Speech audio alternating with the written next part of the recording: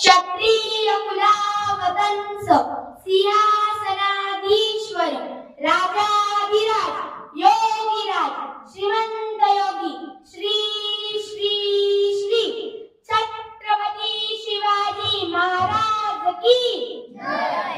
स्वराज्य रक्षक संभाजी महाराज की जय।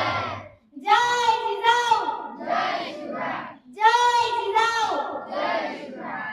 छत्रपती शिवाजी महाराजांच्या पदस्पर्शाने पावन झालेल्या भूमीत मला शिवरायांविषयी माझे मनोगत व्यक्त करण्याची संधी दिली, त्याबद्दल मी आयोजकांचे आभार मानते।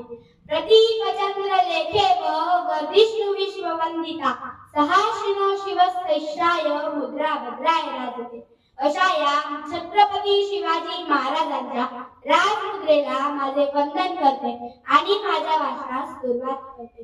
छत्रपती शिवाजी महाराज की हे नाव ऐकताच ज्यांच्या मुखातून आपोआप जय बाहेर येते, छाती अभिमानाने फुगते, रक्त सळसळते, अंगावर सरगम येतो अशा मराठमोळ्या बंधू आणि भगिनींनो, आज मी तुमच्या समोर एका अशा महान महापुरुषाची गाथा उलगडणार आहे, ज्याचा मला तुम्हाला नाही तर संपूर्ण देशाला अभिमान आहे।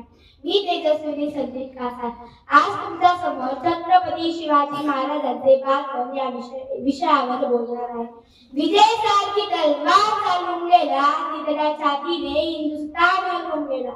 विजय सारखी तलवार चालून गेला, तिथल्या छातीने हिंदुस्थान हलवून गेला। वाघनराने अफजल खानाचा कोथळा फाडून गेला, ज्याला स्वर्गात गेल्यावर देवांनी झुकून मुजरा केला, असा मर्द मराठा शिवबा होऊन गेला, असा मर्द मराठा शिवबा होऊन गेला। एकेकाळी एक परिस्थिती होती, त्या परिस्थितीत महाराष्ट्राच्या भूमीला एक जंगार डगमगता पेटता अंगार पाहिजे होता। अखेर ती वेळ आली, महाराष्ट्राच्या भूमीला एक हिरा मिळाला।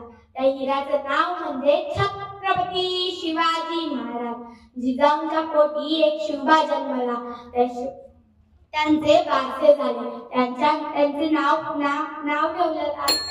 ठेवण्यात आले छत्रपती शिवाजी महाराज। जिजाऊंनी त्यांना लहानपणापासूनच सत्यासाठी व न्यायासाठी लढायला शिकवले।